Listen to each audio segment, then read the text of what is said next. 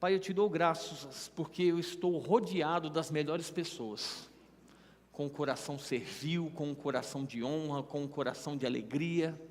Pai, eu te dou graças porque nessa manhã, o Senhor, através da sua unção, irá despedaçar todo jugo, todo sofisma.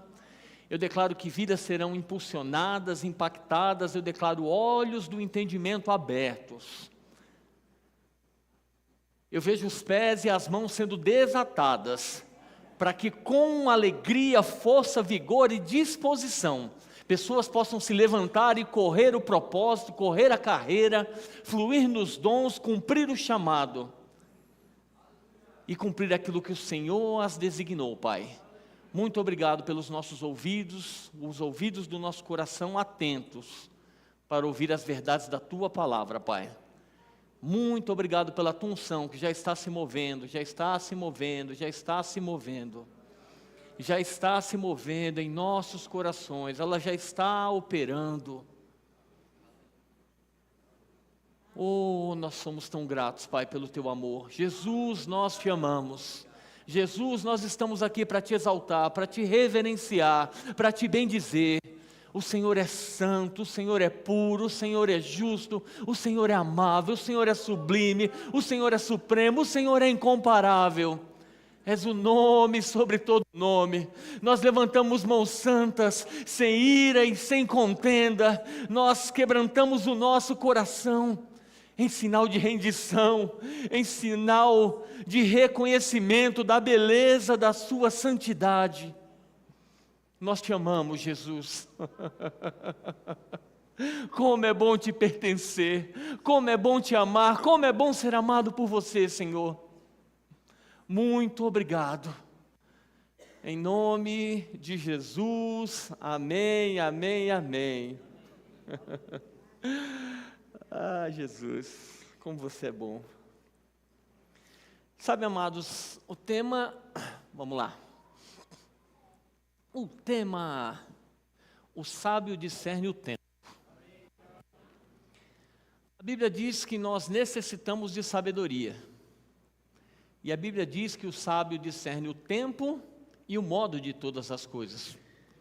Sabe, a vida é repleta de desafios, nós constantemente somos ministrados e sabemos disso, nós não estamos desavisados a respeito disso.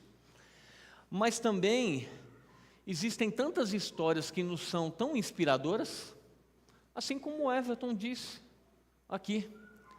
Porque de fato a Bíblia é recheada de histórias que nos inspiram, de pessoas que viveram uma vida, que existiram os desafios, mas que se tem uma coisa que é prazerosa e compensa é viver uma vida de obediência ao Senhor. Isso inspira as nossas vidas, como também há relatos de vidas que por pessoas que não obedeceram e provaram de fracassos que não estavam inseridos dentro da vontade de Deus, mas por escolhas em si. Sabe, e aí eu tenho pensado muito a respeito. Talvez a grande maioria saiba, mas todas as semanas eu vou para o Rio de Janeiro e volto. E sabe que só pelo fato de eu ir, não me faria ter êxito, embora exista um grande esforço nisso, de eu rodar cerca de 1.000 quilômetros toda semana. Se eu chegasse lá e não estivesse inteiro, com o coração inteiro, eu poderia estar presente, mas eu não iria exercer a influência e eu não receberia da graça e do favor daquilo que está disponível para mim se eu estivesse com o coração desconectado. Eu poderia estar no lugar certo, na hora certa, mas se o meu coração não estivesse alinhado com o propósito certo, eu estaria sendo roubado, eu estaria me desgastando, investindo tempo, mas não desfrutando da plenitude, entendendo essa estação. Porque eu entendo da parte do Senhor que é só uma estação. É uma estação. Mas existe graça e favor da parte de Deus nisso. Mas o que me cabe é ser inteiro naquilo que eu estou fazendo. Ser intencional. Não ser negligente. Não ser roubado, não ser desapercebido. Não viver a vida como carioca, eu acho que ele é carioca, Zeca Pagodinho diz, deixa a vida me levar. Quem me conduz, quem me leva é o Espírito Santo. Afinal de contas, os filhos de Deus são guiados pelo Espírito de Deus, amém? E sabe que eu já vi pessoas fazendo essas perguntas, e eu outrora já fiz também. Eu falei, por que eu nasci nessa estação, nesse tempo? Não sei se você já viu alguém ou fez essa pergunta, ou por que eu nasci na família que eu nasci? Com os pais que eu tenho, ou porque eu moro onde eu moro, ou porque eu trabalho onde eu trabalho, ou porque eu tenho os amigos, e parte dessas escolhas não veio por iniciativa nossa. Tanto é que os pais não foi a gente que escolheu, mas foi Deus que nos deu a família que nós nascemos, que nós fomos inseridos. Até onde você nasceu, a casa, você não teve opção de escolha aí. E aí quando a gente cresce, o que a gente quer, geralmente? Naturalmente falando, é tomar o rumo da nossa vida. E a gente fazer as nossas escolhas. E para o mundo, quando você cresce, você fala, pronto, agora eu sou independente. Eu decido, eu escolho, pronto, agora eu amadureci. Mas no reino de Deus, quando a gente se torna maduro? Quando a gente entende que a gente é totalmente dependente do Senhor. Quando as nossas escolhas são pautadas das direções do Espírito Santo. Quando a gente vive uma vida intencional, e onde a gente está inserido, trabalha onde trabalha, congrega onde congrega, mora onde mora, existe um propósito de Deus, e você deve ser intencional, você não deve só estar por estar, mas você deve fazer a diferença onde você está. Ser resposta de Deus naquele lugar. E aí isso vai nos lapidando e mostrando que a gente vai amadurecendo no Senhor. Sabe que eu tenho entendido que até o ônibus que eu pego não é só porque foi o primeiro que passou, mas é porque pessoas estão precisando da minha presença naquele lugar e eu preciso ser a diferença? A gente precisa crescer nisso. Os dias são maus, mas o sábio discerne o tempo e o modo, e você não está onde está por acaso. A gente não nasceu nessa geração por um acaso. Existe um plano, e eu creio que é de conhecimento da grande maioria, de que existe um propósito. Você nasceu para um propósito, e um grande propósito, amém? Você tem consciência disso? Então nós vamos falar algumas, eu acredito que com o tempo eu vou conseguir chegar no fim dessas 3 histórias, mas vamos começar em Atos 10, por favor. Atos no capítulo 10, verso 1.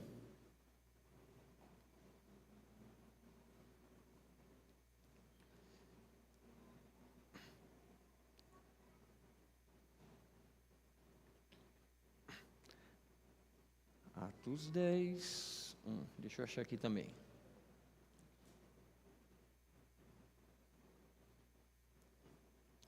Na cidade de Cesareia, havia um homem chamado Cornélio.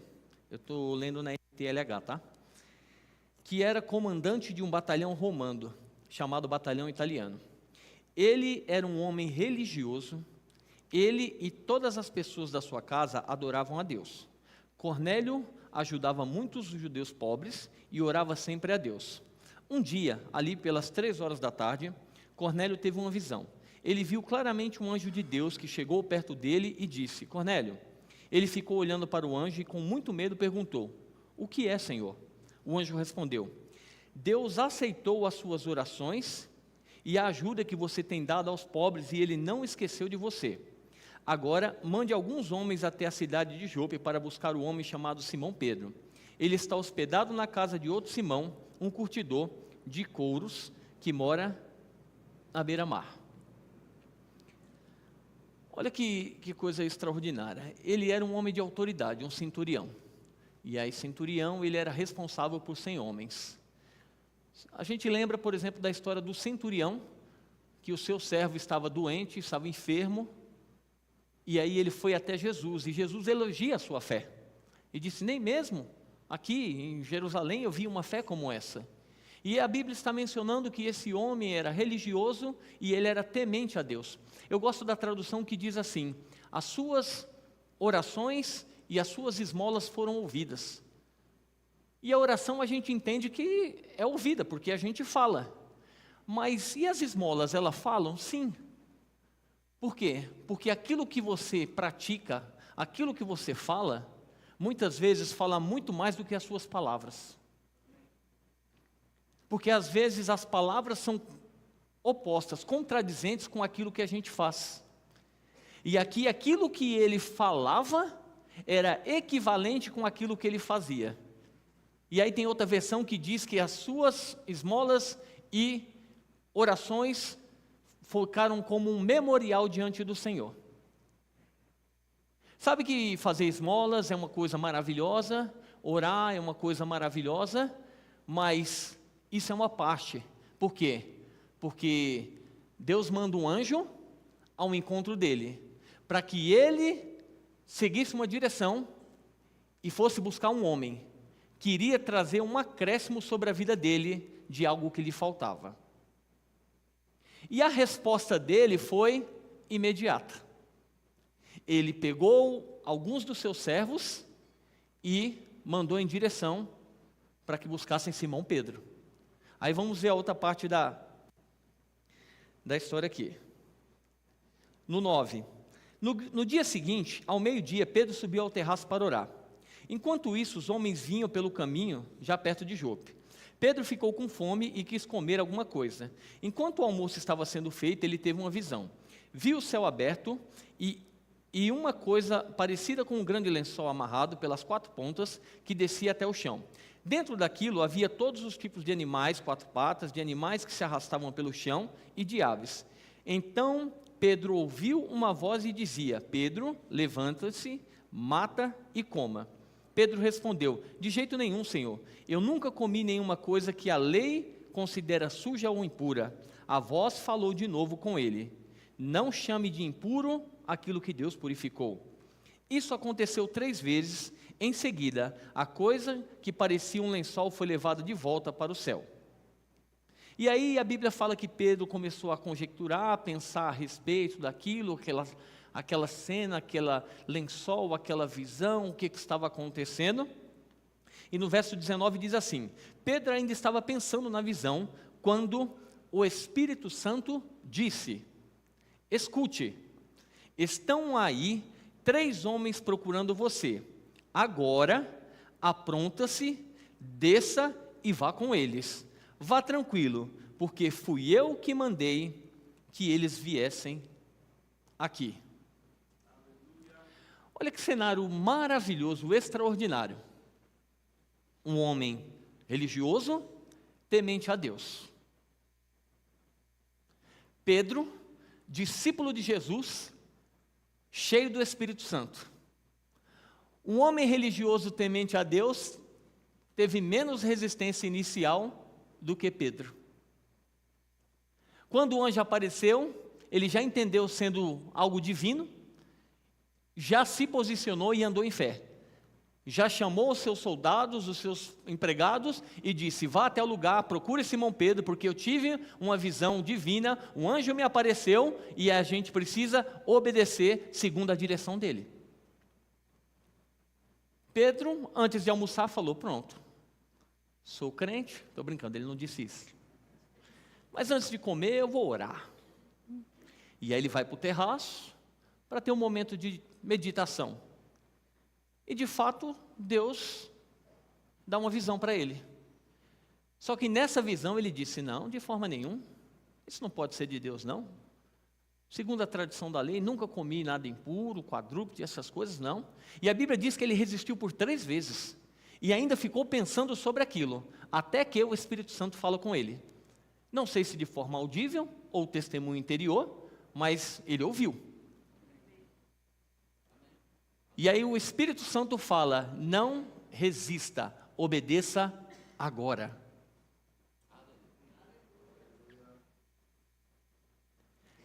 O Espírito Santo estava dizendo: o tempo que você precisa se posicionar e responder a essa direção é agora.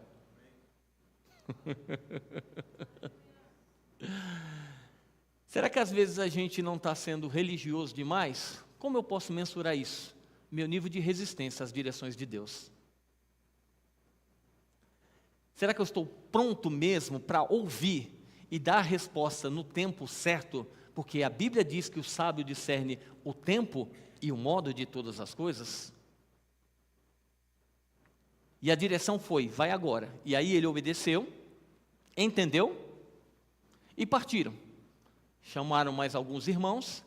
E aí dentro do cenário ele chega no GC de Cornélio. Que no GC de Cornélio, Cornélio estava lá com os seus familiares, os seus amigos mais próximos, e eles estavam esperando o homem que Deus havia falado, que iria dizer algo que eles precisavam.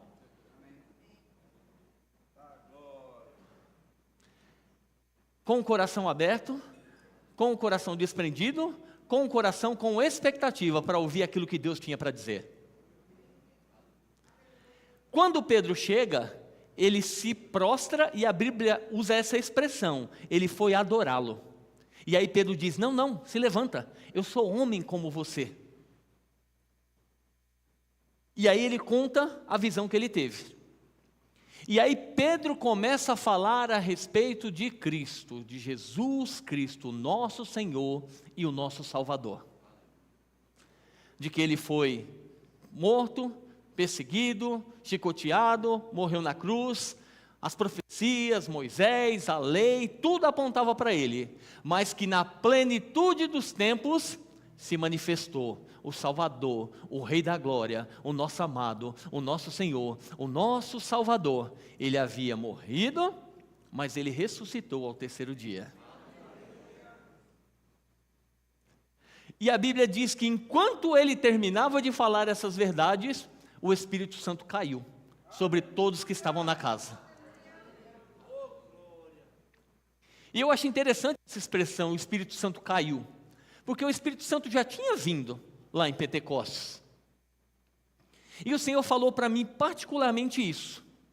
Ângelo, e aí ontem eu fiz isso, de forma intencional. Enquanto a gente almoçava, eu falei, Bebel, põe o louvor aí para a gente.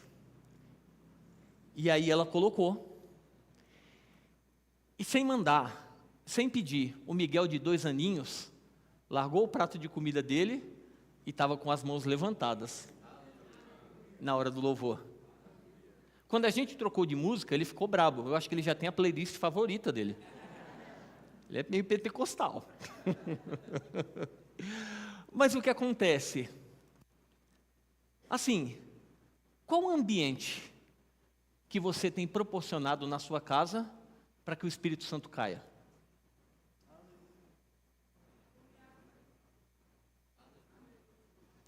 Para que o poder de Deus se manifeste e afete você, sua esposa, seus filhos, seus parentes, seus conhecidos. Qual é a disposição do nosso coração? Qual é o ambiente que a gente tem gerado para que o Espírito Santo caia e se mova e se manifeste com poder na nossa casa, no nosso lar, no nosso trabalho, onde a gente está passando?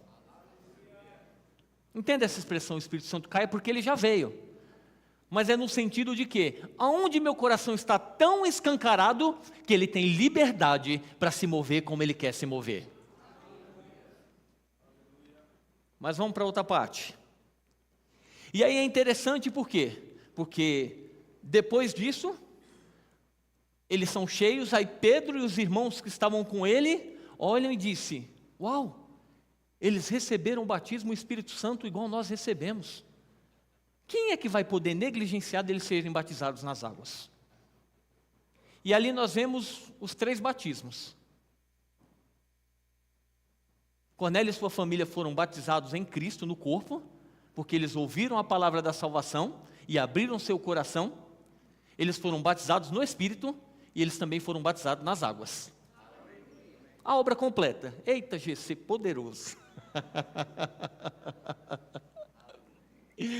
Só que é interessante por quê? Porque depois os cristãos da circuncisão foram questionar Pedro e interrogar ele. Como assim você vai na casa de um gentio? Como assim você entra na casa de um gentio e senta na mesa com eles? Não é segundo a nossa tradição. Afinal de contas, com esse discurso, quem era mais religioso? Será que era Cornélio, porque quando viu Pedro sem conhecimento foi adorá-lo? Ou será que foram aqueles que eram da circuncisão e estavam excluindo os demais, limitando Deus e ao nosso Deus, e ninguém tem mais acesso? A ênfase não é qual errou mais. A ênfase em si é entender que todos nós precisamos do Cristo. Todos nós precisamos de arrependimento. Todos nós precisamos ser cheios do Espírito Santo. Todos nós precisamos nos batizar nas águas. Todos nós precisamos ter uma vida rendida a Ele. Porque independente da nossa negligência ou do erro que está ocorrendo na nossa vida, é a conexão, é a dependência, é esse ser cheio do Espírito Santo. A partir disso é que a nossa vida é transformada. Porque talvez a gente quer excluir alguns, mas a gente está cutucando outros, mas a gente está errando em outro ponto. E aí o Espírito Santo está dizendo, tá bom, eu entendo, todos vocês precisam de mim, então abre espaço para mim que eu conserto tudo, eu conserto geral, só dá espaço, deixa eu cair, que eu faço tudo ser novo, tudo acontecer da maneira que eu quero, para coisas extraordinárias acontecerem. Por isso que nós somos uma igreja que se move nos dons, que crê no poder do Espírito Santo, que crê na palavra, amém? Então tá, vamos para outra história aqui. Abra lá em Ruth, no capítulo 1, por favor.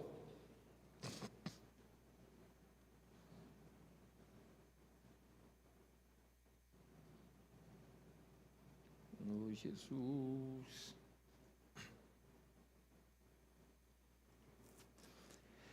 No tempo em que Israel era governado por juízes, houve uma grande fome naquele país.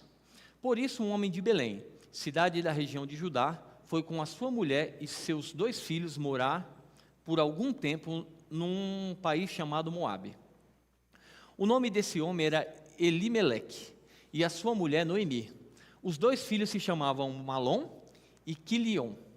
Essa família era de Efratá, um povoado que ficava perto de Belém de Judá. Eles foram para Moabe e ficaram morando ali. Algum tempo depois, Elimeleque morreu e Noemi ficou com os 2 filhos, que se casaram com moças moabitas. O nome de uma delas era Orfa e da outra Ruth. Quando já faziam quase 10 anos que estavam morando ali, Malom e Quilion também morreram. E Noemi ficou só, sem os filhos e sem o marido. É interessante nessa história por quê? Porque eles eram de uma linhagem.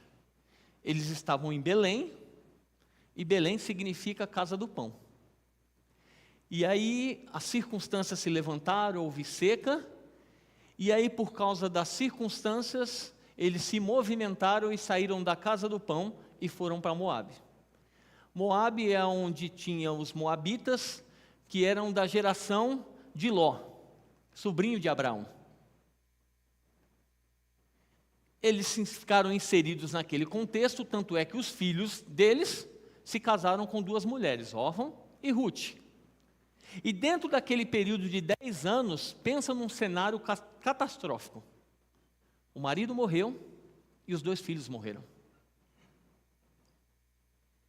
Só que depois desse cenário, ela recebe uma notícia de que o tempo havia mudado em Belém, na casa do pão. Então, haveria pão novamente, e ela decide voltar para lá. Só que ela pega essas 2 mulheres e diz assim, olha, eu não tenho nada para oferecer para vocês.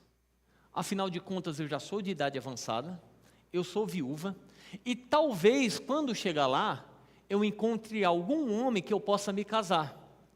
Mas se isso acontecer, que é uma possibilidade, mas é bem possível que não aconteça, vocês vão ter que esperar o tempo dessa criança crescer para que vocês possam se casar com ela. E será que vocês vão esperar esse tempo? Esse tempo todo? Então o conselho que eu dou é, volte para a sua terra, volte para a sua família, case-se, sirva os seus deuses e siga a sua vida. Por quê? E aí, Noemi falando, Deus me fez passar por essas coisas, essa era a compreensão dela, e eu me tornei amarga, e o significado é Mara, de amarga. Órfã pega e vai embora, mas Ruth tem um posicionamento diferente. Ela pega e diz para sua sogra, não adianta me mandar embora, o seu Deus será o meu Deus.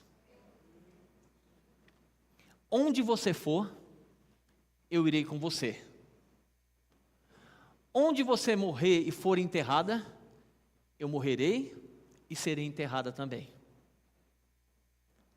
E que Deus me castigue, esse era o entendimento dela, se eu fizer diferente disso que eu estou falando. Então nem adianta me mandar embora, eu vou com você nessa jornada, nós estamos juntas. Sabe o que é interessante pensar que ela não pegou um cenário onde dizia, olha, vamos comigo, porque lá eu tenho uns parentes que são cheios do recurso, cheios da bala, vai nos socorrer. Olha, lá eu tenho sobrinhos, eu tenho os parentes, e aí você vai poder casar, você vai poder ter filhos. Ela, segundo a perspectiva dela, afinal de contas ela estava amarga, não existia possibilidade, é viver como viúva o resto da vida e vamos ver o que vai dar. Não existiu promessas, não existiu uma recompensa, não existiu nada que falasse assim, venha porque vale a pena. Naturalmente falando, não valia a pena, segundo o relato de Noemi. Mas Ruth teve um coração de honra e serviu. Ruth teve um coração inteiro e íntegro e disse, a gente começou junta, não sei, se o seu Deus nos uniu, existe um propósito. Então, independente do cenário, independente da circunstância, independente dos relatórios, a gente vai continuar junto nesse propósito, nesse cenário. Se Deus nos uniu, eu estou com você e não vou abrir, eu não largo, a gente vai até o final. Elas voltam para Belém e ela vai para um campo. E naquele campo, começam a cair algumas espigas e ela vai recolher. Um homem chamado Boaz, que era o dono do campo, vê aquela moça e diz, quem é aquela moça? E eles contam o posicionamento de Ruth, como ela agiu com a sua sogra. E aí ele diz, olha, não impeçam dela pegar, inclusive façam melhor, deixem cair algumas espigas, uma medida maior, para que ela tenha maior abastança. Deem água para ela também, e protejam ela, façam com que ela ande junto com as outras moças do meu campo, para que ninguém venha prejudicar, abusar, afetar a vida dela. E aí uma mulher que está pegando migalhas, pegando as espigas, andando em honra, andando em fidelidade, ela encontra Boaz. E o significado de Boaz é resgatador. Alguém que é resgatado, sai das migalhas para se tornar dona do campo.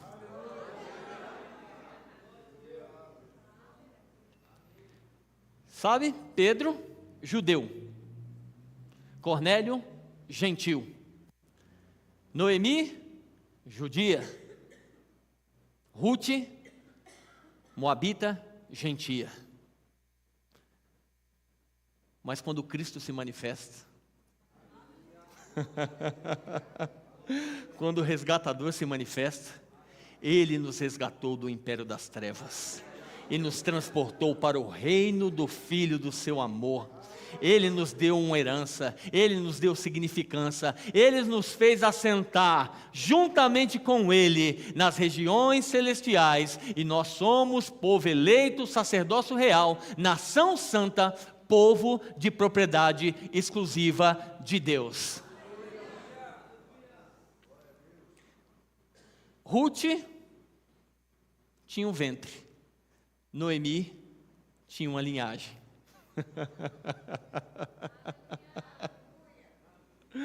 Não sei de onde você veio, você não sabe de onde eu vim, mas eu só sei que quando o resgatador me achou, quando Cristo me encontrou, quando Ele me conectou com pessoas que me levaram, me trouxeram a palavra, um novo homem nasceu. O Espírito caiu. Eu fui cheio do Espírito Santo. Você foi cheio do Espírito Santo. Seu nome está escrito no livro da vida. Você nasceu com um propósito. Você nasceu e tem uma herança nele. Você é ungido, você é guardado, você é protegido. Você não é mais aquele que está amargoso da vida. Você não é mais aquele que está vivendo de migalhas. Você encontrou graça e favor em Cristo Jesus para a sua vida.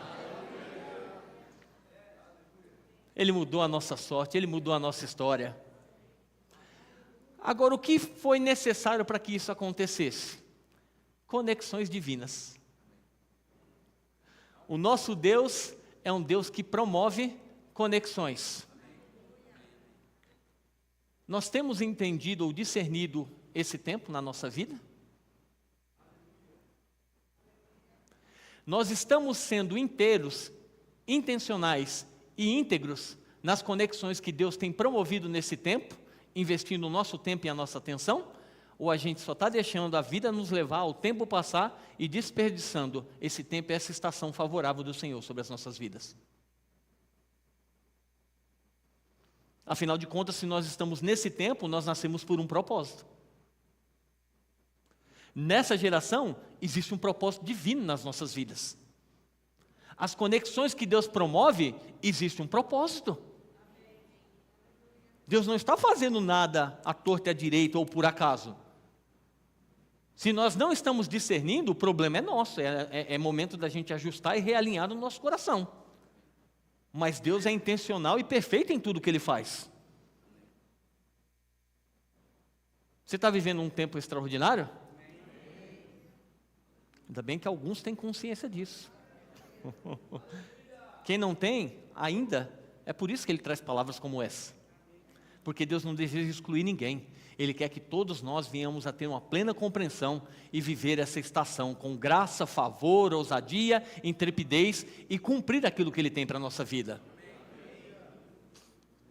Sabe que geralmente só se lembra quem executou alguma coisa importante? Henry Ford. O carro, primeira linha de escala. Outros tentaram antes, mas ninguém lembra o nome. Se lembra quem foi resiliente, perseverante, quem decidiu ir até o final para ver se concretizar aquilo que estava no seu coração.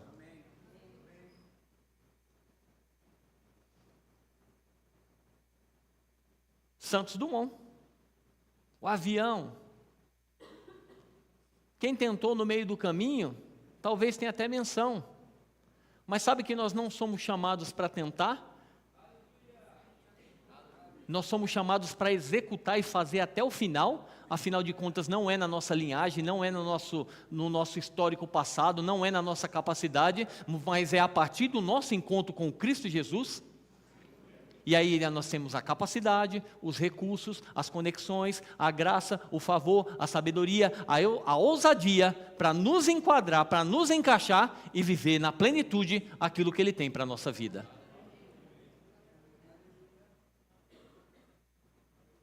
Você nasceu para marcar a sua geração.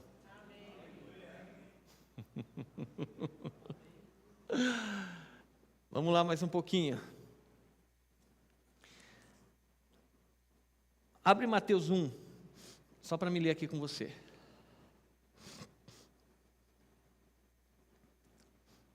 Deixa eu correr aqui.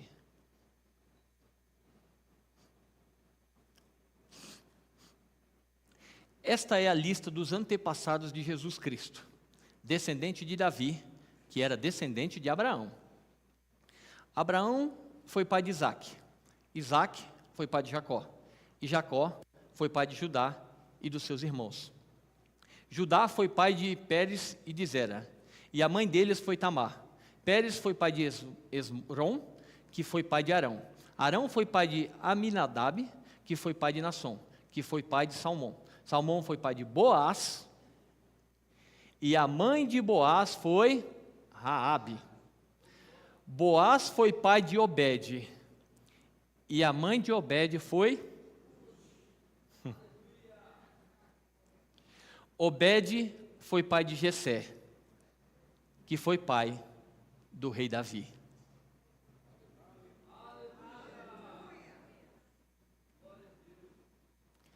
Talvez você não veja a evidência nos dias atuais. Mas quem foi que diz que para o Deus eterno aquilo que você faz em obediência hoje, só está mencionado aos seus dias.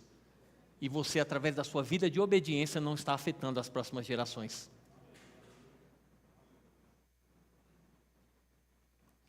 Sabe, nesse novo espaço, sabe quem eu já vi lá, se Jesus não vi? Meus filhos, meus netos e meus bisnetos. Sabe que o pastor Bud veio dos Estados Unidos? Quem aqui ajudou na mudança dele assim? Alguém ajudou, não? Alguém ajudou a descarregar algum móvel? Quem aqui ajudou aqui, dando a orientação? Olha, pastor, para Campina Grande, você pega a Dutra, você vai assim? Ninguém não. Mas quem aqui tem sido afetado pela obediência do pastor Bud?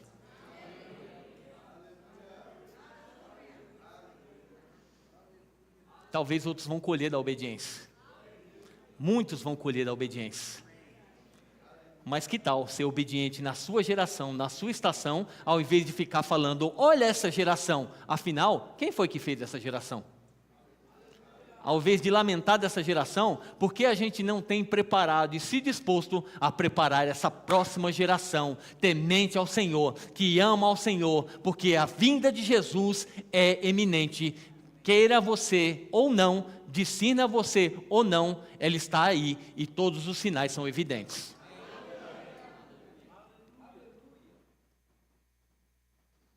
E aí o que a gente tem feito com o nosso tempo? Abre em Hebreus 12, por favor. Eita glória!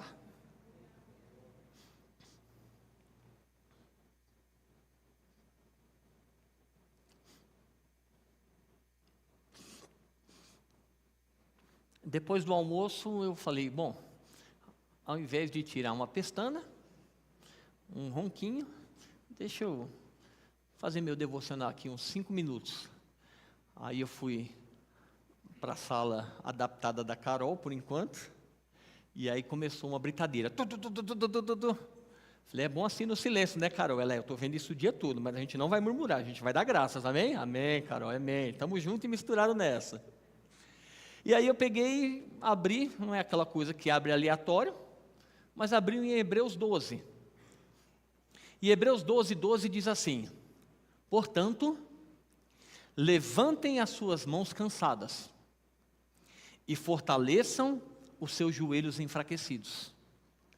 Andem por caminhos aplanados, para que o pé aleijado não manque, mas seja curado.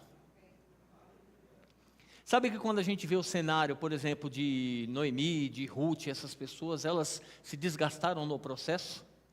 A Bíblia não isenta dos desafios, das dificuldades de se levantarem, mas a Bíblia está dizendo assim, ó, levante suas mãos cansadas. E quem está cansado, o que ele quer se não descansar? Mas quando ele diz assim, fortaleça os seus joelhos enfraquecidos, quem está enfraquecido quer desmaiar. Mas ele está dizendo assim, ei, na rendição, nele, você encontra forças. Levante suas mãos ajustando seu coração. Dobre seus joelhos ajustando o seu coração. Porque depois disso, ande por caminhos aplanados, para que o pé aleijado não manque.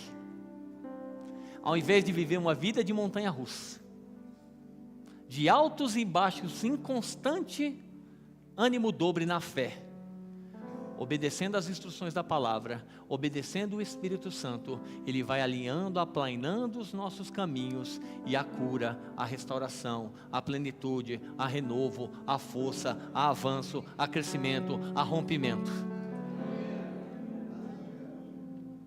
Procurem ter paz com todos, e se esforcem para viver uma vida completamente dedicada ao Senhor, pois sem isso, ninguém o verá. Tome cuidado para que ninguém abandone a graça de Deus. Cuidado para que ninguém se torne como uma planta amarga que cresce e prejudica muita gente com o seu veneno. Isso foi um alerta que o Senhor colocou no meu coração. Às vezes a insatisfação de pessoas é porque elas não estão em sabedoria discernindo o tempo que elas estão vivendo. Ela deixa a amargura cair no seu coração e começa a afetar outros.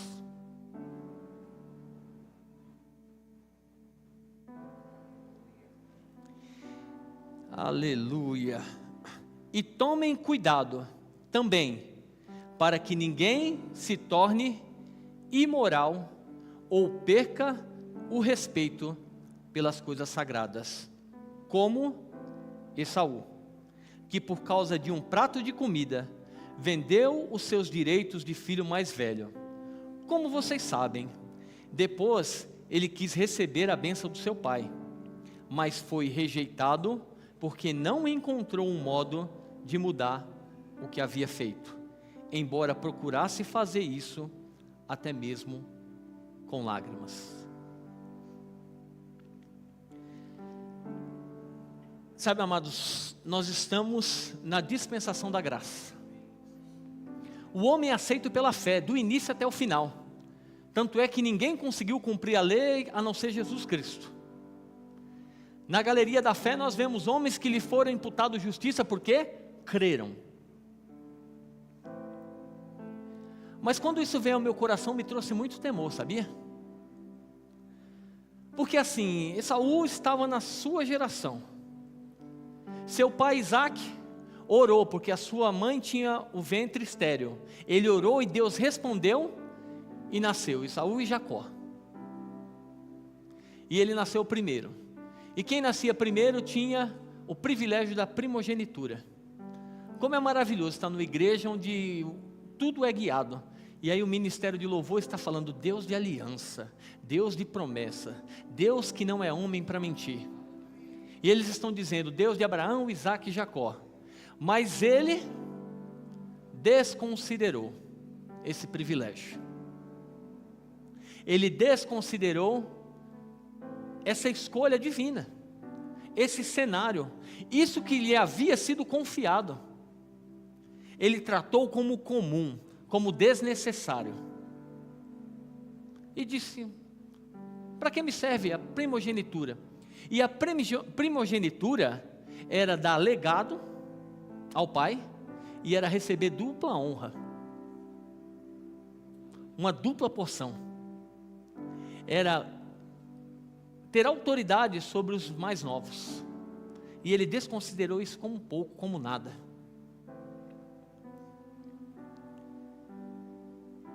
Depois, quando ele vem cair em si, a Bíblia diz que ele chorou amargamente e se arrependeu. Mas sabe o que aconteceu? Ele viveu outras coisas em Deus. Mas isso que ele havia negociado e vendido, ele não teve mais a possibilidade de viver. Sabe que talvez tem estações na nossa vida que vão passar só uma vez?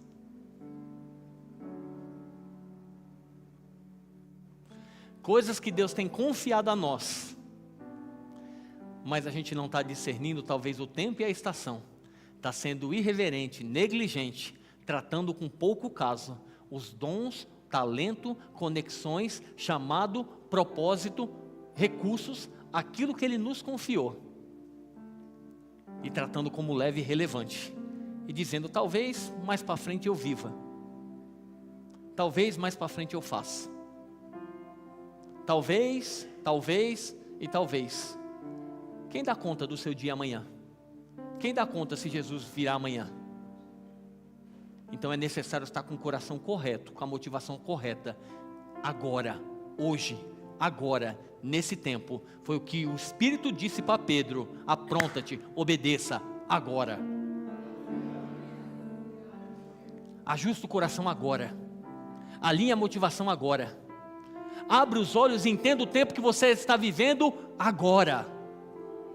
Para não viver uma vida amarga, se lamentando do que teria vivido com o Senhor, se tivesse entendido e obedecido o tempo e o modo das coisas.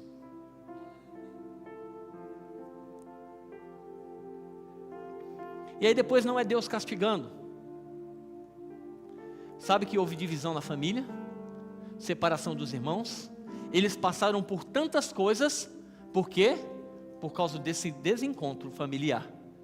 Tanto é que ele se propôs a matar o seu irmão. Aí a mãe manda ele para casa de um parente e há essa divisão. E aí tem coisas que eu e você passamos ou talvez estejamos passando. Não porque é a vontade de Deus, mas foi porque a gente não discerniu o tempo e o modo.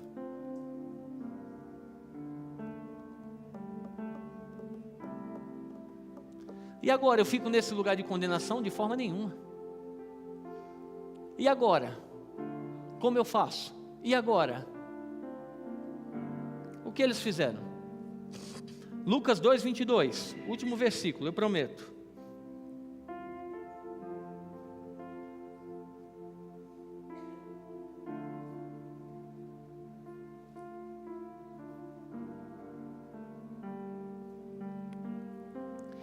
Chegou o dia de Maria e José cumprirem a cerimônia da purificação, conforme manda a lei de Moisés. Então eles levaram a criança para Jerusalém, a fim de apresentá-la ao Senhor. Pois está escrito na lei do Senhor: todo primeiro filho ou primogênito será separado e dedicado ao Senhor. Esse era o cenário de Saul. Fizeram isso com Jesus para cumprir a lei. Eles foram lá também para oferecerem sacrifício 2 rolinhas ou 2 pombinhos, como a lei do Senhor manda. Em Jerusalém morava um homem chamado Simeão. Ele era bom e piedoso e esperava a salvação do povo de Israel. O Espírito Santo estava com ele, e o próprio Espírito lhe tinha prometido que, antes de morrer, ele iria ver o Messias enviado pelo Senhor. Guiado pelo Espírito, Simeão foi ao templo. Quando os pais levaram o menino Jesus ao templo para fazer o que a lei manda, Simeão pegou o menino no colo e louvou a Deus. Ele disse: agora, Senhor, cumpriste a promessa que fizeste, e já podes deixar este teu servo partir em paz. Sabe, amados, quem descobre quem Deus chamou você para ser, não quer ser outra pessoa. Não quer ser outra pessoa. Olha a satisfação desse homem. O Espírito Santo, Deus lhe fez uma promessa. Os seus olhos vão ver, você vai contemplar a manifestação, a vinda do Messias. E ele viveu por esse propósito, por essa intenção. E o Espírito comunica a ele: vai, porque chegou a hora de você contemplar a promessa de Deus sobre a sua vida.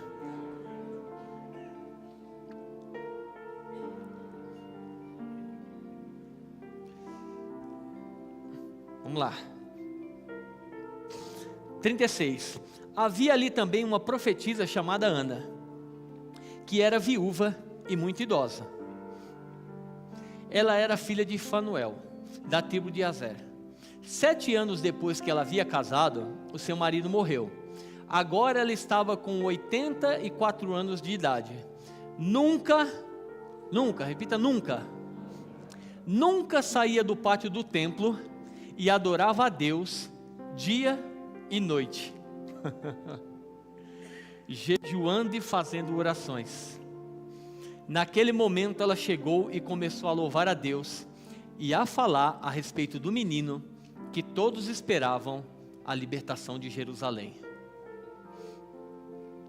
Uma continha rápida: geralmente se casava bem cedo naquela época, mas vamos contabilizar com 18 anos. Se com 18 ela casou, ela ficou viúva com 25, 7 anos depois o marido morreu. Dos 25 até os 84 anos, ela dedicou a sua vida em devoção ao Senhor, jejuando, orando, desejando a vinda do Messias.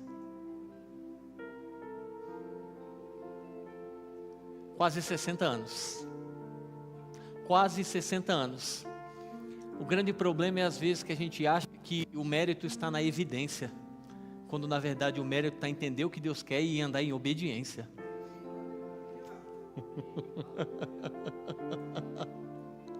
Qual foi o mérito de uma mulher que olhavam e falavam: a veinha endoidou, não sai da igreja, está só lá orando, jejuando, buscando ao Senhor, não casou, ficou viúva tão nova, Mas ela entendeu que aquilo era a razão, o motivo da vida dela. Ela entendeu o tempo, a estação, e não deixou se desviar ou negligenciar por nenhum outro motivo, nenhuma outra razão, nenhuma outra sugestão. Ela localizou o coração dela naquele lugar e disse: a minha vida é consagrada ao Senhor e eu viverei todos os meus dias para Ele.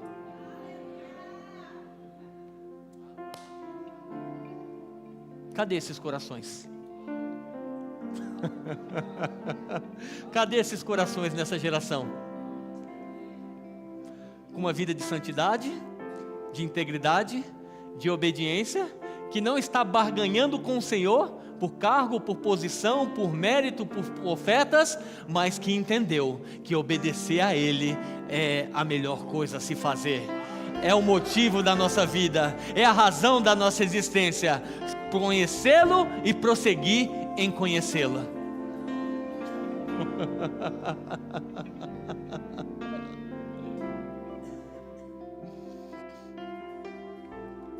Que pode talvez estar em evidência, mas e se não tiver?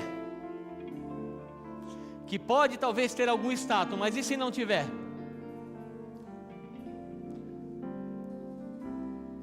Os nossos corações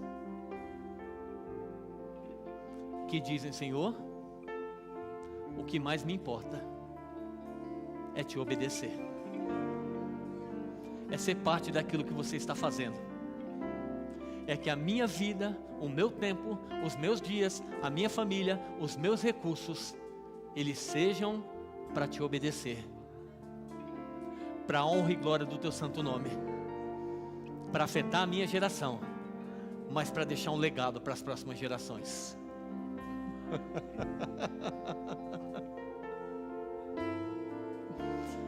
Obrigado, Senhor. Obrigado, Pai.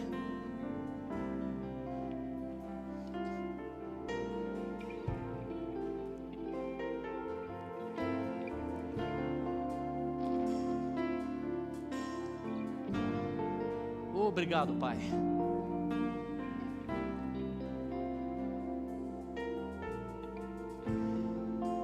Deus te trouxe por uma conexão, para uma conexão.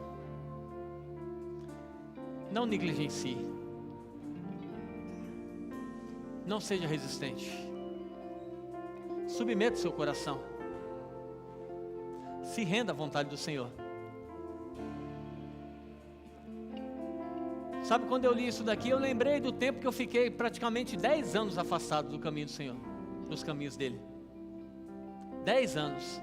E eu ficava: se eu tivesse feito diferente, se eu tivesse, e de fato se eu tivesse, eu talvez estaria numa estação nova, num tempo novo, mas eu também não poderia ficar vivendo uma vida de lamentação: se eu tivesse. Mas a partir do momento que reajustei o meu coração, que Deus me conectou a essa família, a esse casal, eu falei: Senhor, meu coração está aqui, então vai ser uma história diferente. Não vai ser mais como outrora. Não vai ser mais um coração amargurado, decepcionado, ferido, afligido. Há algo novo que o Senhor está fazendo. E já se passaram 11 anos. E sabe qual é a minha percepção? É só o começo.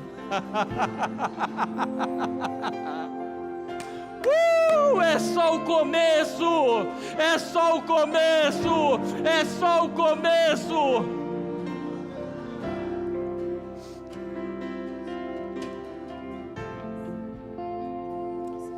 Nós estamos nos desgastando porque amamos ao Senhor. Nós não queremos escolher qualquer outra coisa que não seja amar ao Senhor.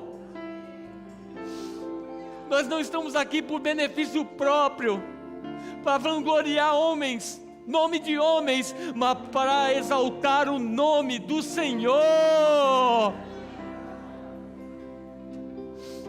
Para amar o Senhor com o nosso coração, para amar o Senhor com as nossas forças, para amar o Senhor com o nosso entendimento, para amar o Senhor com a nossa vida. Nós não estamos contabilizando as dificuldades, mas nós estamos olhando para o autor e consumador da nossa fé e entendendo: vale a pena te servir, vale a pena te obedecer, vale a pena te amar, vale a pena. E quando as nossas mãos estiverem cansadas, nós vamos levantar, e quando os nossos joelhos estiverem cansados, nós vamos nos dobrar, mas o Senhor nos levanta e nós continuamos nesse propósito, nessa jornada, nesse caminho, porque mais vale agradar ao Senhor.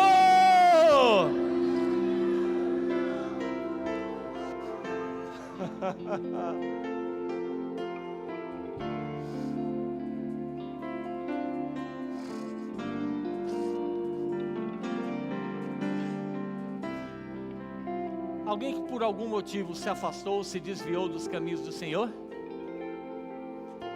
Não me interessa saber o motivo,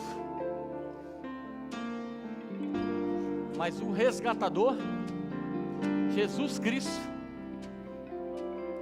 Ele é maravilhoso, Ele é extraordinário, Ele é gentil, amável e bondoso, e fica com os braços abertos, dizendo: venha, para de andar pelos caminhos tortuosos, e vem, porque eu quero aplanar os seus caminhos, ajustar o seu coração, para que você possa viver, a partir daqui, tudo aquilo que eu tenho para você. Tem alguém nessa condição assim? Pode vir para cá, vem cá, vem aqui.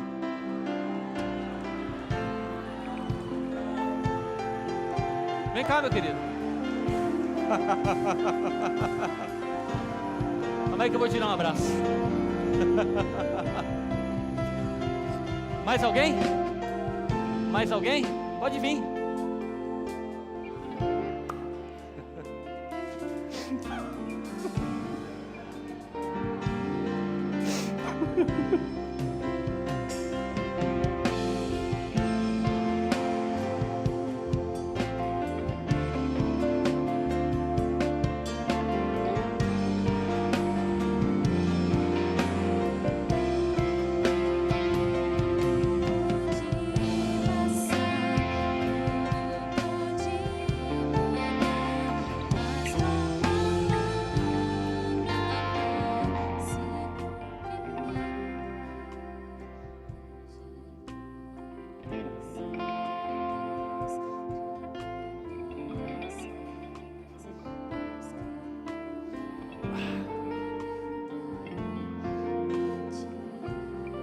Quem ainda não fez Jesus Senhor e Salvador da sua vida?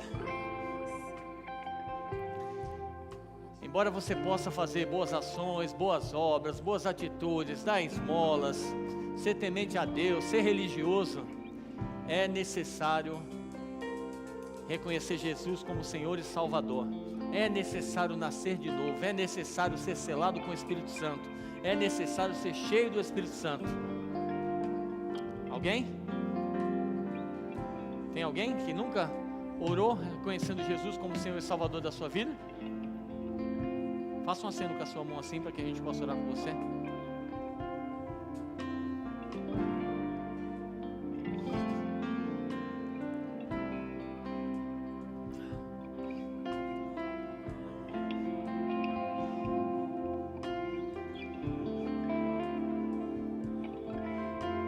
Sabe, amados, o que o Ronaldo me disse ali? Ele disse: essa noite eu orei a Deus, dizendo: Deus, me dá um sinal, me dá um sonho, fala comigo, eu me desviei do seu caminho e eu não sei como voltar, eu não sei o que fazer, mas eu preciso que você fale. E ele veio aqui e ele disse: porque Deus falou comigo nessa manhã.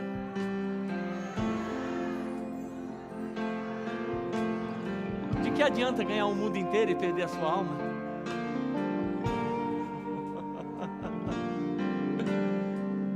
Não é só sobre uma vida, embora seja sobre uma vida, mas você não tem noção a partir daqui o que Deus vai fazer através da vida do Ronaldo, as vidas que ele vai alcançar, as vidas que a família dele vai alcançar, o quanto ele vai afetar as vidas e a próxima geração, o quanto ele vai impactar e desfazer as obras do diabo, quantas vidas serão resgatadas, atraídas, alcançadas, transformadas através da vida dele.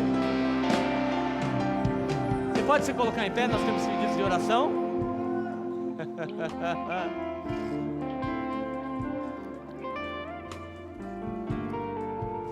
Você vai orar um minutinho. Quando vem uma palavra dessa, tem unção disponível, para que Deus te dê sabedoria e que possa ajustar o seu coração para essa estação. Você vai orar no seu lugar para ajustar no time perfeito da vontade de Deus, da plena vontade de Deus para a sua vida. Vai ser mais leve. Vai ser mais leve. Vai ser mais leve. Vai ser mais leve.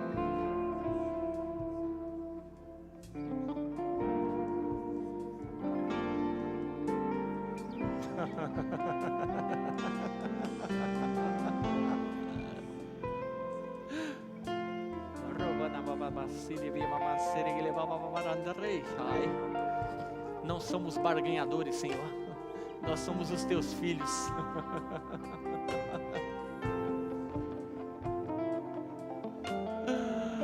Nós somos os teus filhos. Nós somos os teus filhos, Pai.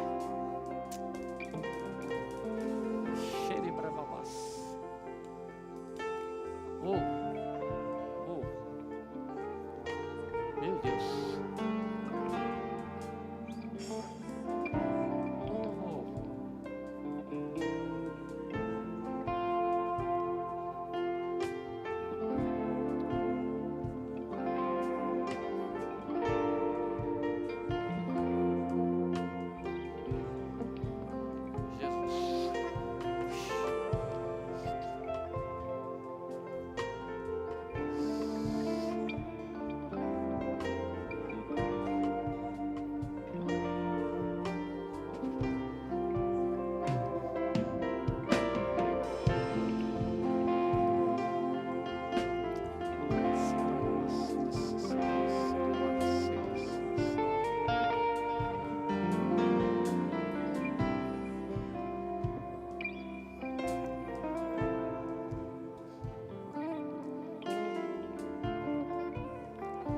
Vamos orar pela irmã Fernanda Maia. Ela acabou de perder a sua mãe. Nair, câncer. Não é diferente, vamos lá. Pai, nós colocamos em oração a vida da nossa irmã, querida irmã, a Fermaia, Pai. Doce Espírito Santo, você é tão preciso, perfeito em tudo que você faz. E uma das suas características, natureza e eficácia é o consolo que você promove sobre as nossas vidas, sobre o nosso coração.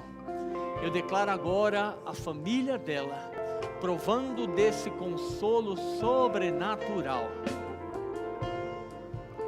Doce Consolador, assistindo, se manifestando, sendo evidente, sendo notado sobre a vida dos familiares, sobre a vida da Fermaia. Espírito da verdade, Espírito Consolador, nós declaramos a tua operação agora, o teu derramar sobre a vida deles, no nome de Jesus. Senhor, a Nair tem um relatório de câncer, a Juliana tem um relatório de câncer, o Wellington Cordeiro está perdendo a fala e a visão. Há um nome de câncer, perda, falta, deficiência, mas há um nome que está acima de todo nome, e na autoridade do nome de Jesus, nós declaramos falidas essas sentenças. Nós decretamos agora: espírito de morte, bata em retirada na autoridade do nome de Jesus, e o espírito de ressurreição e vida tocando agora do alto da cabeça até a planta dos pés sobre a vida deles, eles não morrerão, mas viverão para contar os seus grandes feitos. Na autoridade do nome de Jesus. E oração por reconciliação da Leia. Que essa ministração, que tantas outras, ou aquilo que já foi semeado ao coração dela, venha trazer à tona a mente dela, ao coração dela, e nós declaramos todo espírito de engano, batendo em retirada. Nós declaramos que a Leia irá viver na totalidade o propósito do Senhor. Nós declaramos que a Leia irá abrir os olhos do entendimento. Ela terá os olhos do entendimento abertos. E ela irá entender, recobrar a alegria da salvação. Lembrar das promessas que foram dadas sobre a vida dela. E ela irá retornar aos caminhos do Senhor e correr a carreira que está proposta. Na autoridade do nome de Jesus, se você crê, diga amém. Pode se sentar, por gentileza.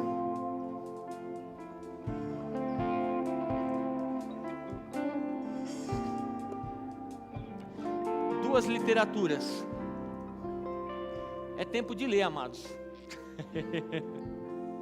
Seguindo o plano de Deus para a sua vida. Kenneth Hagin.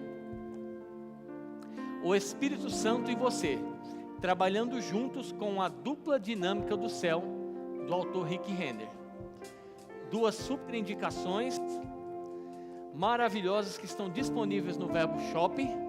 Compre, leia, presenteie, não desperdice seu tempo. Você é sábio e tem discernido o seu tempo e investido de uma forma sábia, amém? Foi uma honra, um privilégio estar com vocês nessa manhã, mais uma vez. Obrigado, pastor Lucas e Camila. Deus é bom em todo tempo e o diabo não presta. Aleluia, você foi edificada? Glória a Deus, queridos. Eu sei que Deus tem cada fase e uma estação para nossas vidas. E a intenção dele é que nós estejamos conectados com Ele mesmo, para que a gente não perca essa rota, né? Existe uma onda para que a gente possa surfar e a gente não pode perder ela não. Vamos surfar na onda que Deus está trazendo a nós. Amém? Glória a Deus. Eu gostaria de conhecer de maneira bem rapidinho as pessoas que estão nos visitando. Existe alguém que está nos visitando pela primeira vez? Ali atrás. Você pode ficar de pé? Vocês podem ficar de pé, por favor?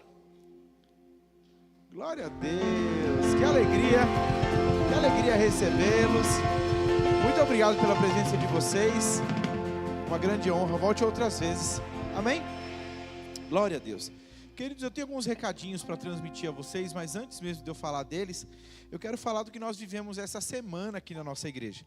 Amém? Então, na terça-feira, as mulheres tiveram um encontro aqui. Nós tivemos o meu momento.